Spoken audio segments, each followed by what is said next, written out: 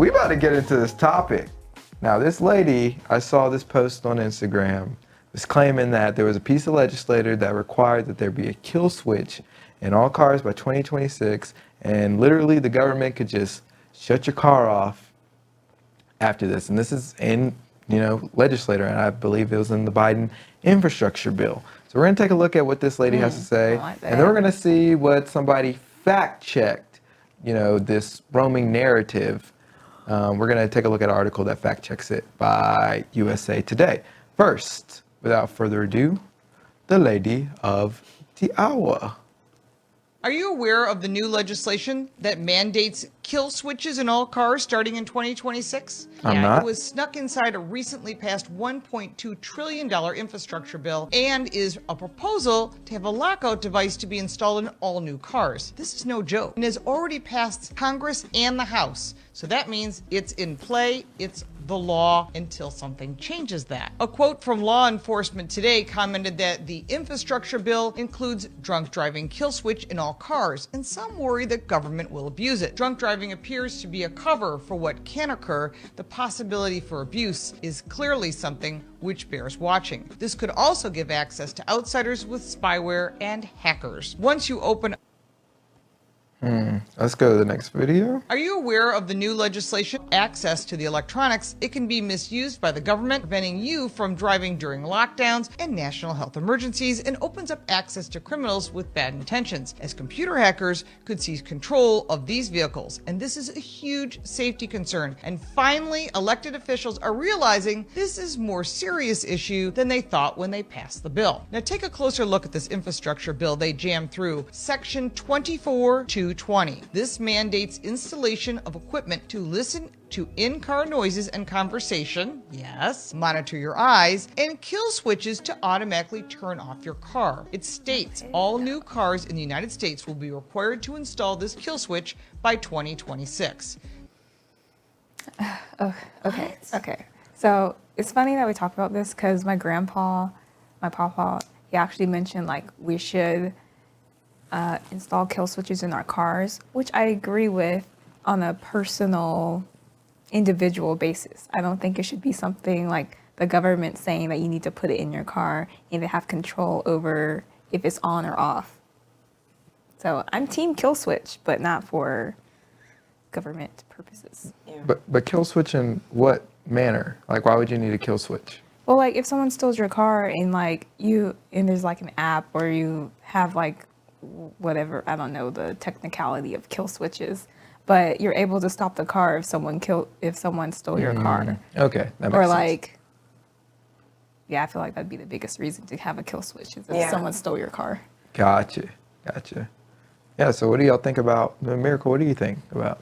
I agree with that. I think a kill switch would be necessary, but why does the government have to be involved? Come on. This is not, I was going to say this is not what we want, but honestly, who knows what people want nowadays? They might want this government access into their car because people will give reason for it. What if, I don't know, what if someone does this? We need the government to be able to have access and cut off the cars if necessary, but why? It wasn't necessary before. Don't you think we can handle our own kill switches? And also the impact of putting it in all of the cars and how she was talking about computer hackers and things like that being able to get in there. 100% that would happen, especially because threat actors nowadays, they're more advanced than the government themselves. So you put a kill switch in, they probably already know exactly how to get into whatever they want to get into. So yeah, that would just be tough. That would be a disaster, honestly. But yeah, I did a project. It was for an insurance company. It was a intern summer project, and we did it on autonomous cars. There's 4 of us that worked on this project, and it was basically about insuring autonomous cars. Of course, the big thing being, well, what about hackers and stuff? And I forgot what our rebuttal was. But nevertheless, there was a video that was out where there was a guy who was remote who had the technology to essentially control the vehicle of a car that was just driving down the road. It was kind of crazy. Yeah. And he was like in another building. So I was like, geez, like that's the technology, that's what that's on. I already know Yeah. And like this was back- self-driving cars. Yeah, this was also back in like 2015. And so just imagine how much more advanced, like Man. what, it's Now, like 9 yeah. years later, 8 years later. So And there's so much like you have to implement now, security wise, to prevent being hacked. And even that only protects you like 85%. Like there's still that 15% where it's like, oh, someone's gonna get through, right. whether you like it or not. So it's just Yeah. like, yeah. Now, there was a USA Today article that, fact checked this narrative that there was a kill switch in Biden's 2021 infrastructure bill. So let's take a look at that now. So it says, fact check. No, there's no vehicle kill switch in Biden's 2021 infrastructure bill. The claim bill gives government and law enforcement access to kill switch in vehicle beginning in 2026.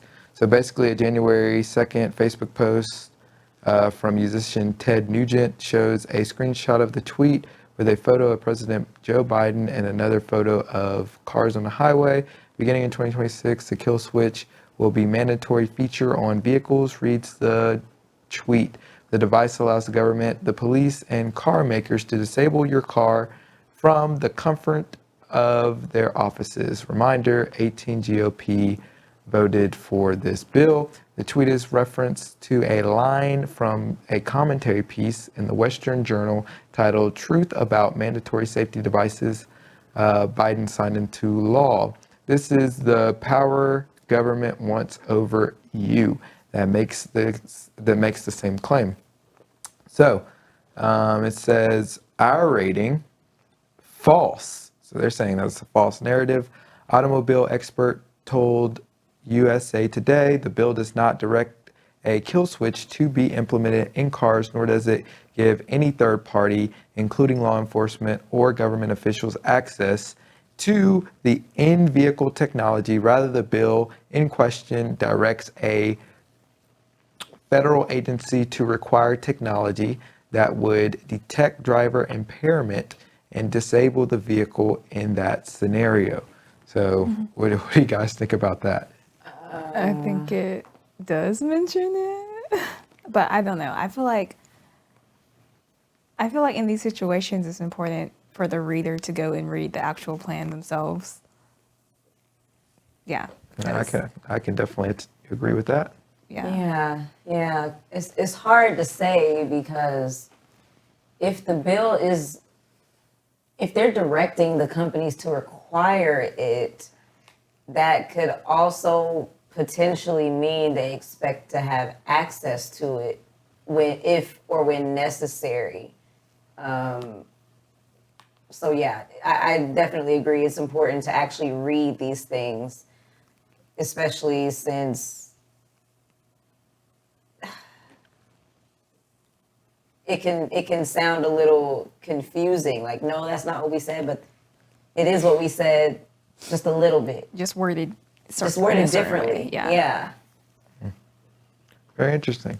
Now let's go with the claim that misinterprets drunk driving provisions in the bill, because that's something that the lady was very heavy on, that, the drunk driving is just kind of a cover-up. In 2021, Biden signed the Infrastructure Investment and Job Act, bipartisan legislation aimed at enhancing the country's infrastructure. One provision in the bill seeks to prevent alcohol-related driving fatalities by making drunk and impaired driving prevention technology standard equipment in all new vehicles. The claim, however, misinterprets the bill's directive on the technology. Specifically, section 20 or 24, I don't even know how you say those. Do you say it like 24? That you don't say it like that. Whatever, you see the number of the bill directs the National Highway Traffic Safety Administration to develop rules that would require new cars to be equipped with technology that passively monitors the performance of a driver, identifies whether they may be impaired, and prevents or limits motor vehicle operations if an impairment is detected. The agency has 3 years to finalize the standards for which the technology cars should use. According to the bill, automakers then have between 2 and 3 years to implement those standards. The earliest implementation date for this technology is 2026. So this is kind of crazy to me because, like, if they have the technology that kind of scans the car to see if you're too drunk to drive or not, what happens, like, when it's implemented? Because if you're already in the act of driving, does the car just shut down? Does it make you get over? Like, does it slow the car down? Because, like, if you just automatically slow down and you're on a highway, like, now you're a danger. That's why it says the minimum speed limit on the highway is like 40 miles per hour, at least here in Georgia on I-75, is because if you're going too slow, you're actually being a hazard, just as much as if you're going too fast. Yeah. And so what is the process of the technology when it does detect, oh, we need to, shut this person down from driving? Does it just automatically just kill and you just roll down? Like, what happens? Good point. And so it's kind of interesting from that perspective as well. And so that's kind of the angle that I was thinking about it. But I mean, I can see the heart of what they're trying to get at. It's like, yeah, we don't want drunk drivers impacting and especially taking away innocent life that had a lot of potential and a lot of experiences ahead of them. But at the same time, how is this being monitored? How is this being legislated? Because somebody's got to be controlling it. It's not going to regulate itself, right? And now, so there's got to be some sort of oversight. Yeah, and now, like, moving towards AI and everything, like, they could just put in whatever parameters they want and AI control just the kind of device. makes whatever out of it, right? Yeah, that's a little scary, actually. Interesting. So, I mean, Ethics. This brings up a question. Will the government have the power to turn off your car in 2026? Now, I was talking to Trent from TJ3 History about this, and he said, the key would just to be to buy and invest in 2025 made cars. Oh, yeah. if every car is supposed to be mandated by 2026. So, It's actually a pretty good idea. It is. yeah, it's a great idea. Yeah. And people will hear that and won't do anything about it. Yeah. Are we going to do something about it?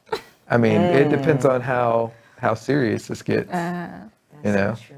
Because the idea that all cars were going to be electric was supposed to be by, I believe, 2026. But that's going to be pushed down the road, mainly due to the pandemic, but also because technology still hasn't quite caught up yet. And so eventually, I mean, that's why they're pushing for electric cars. Now, I like electric cars. I don't have a problem with them. But it does open itself up to, more cyber attacks, more different things of that nature, because it's more dependent on that sort of technology. Yeah. So, I mean, just something to think about there. That's what we think. What do you guys think? Do you think the government will have the power to shut off our cars by 2026? Or maybe a future date after that? We'd love to hear your thoughts down in the comment section. We'll be right back in the live chat. We got one more topic. But if you're watching the replay, check this video out next.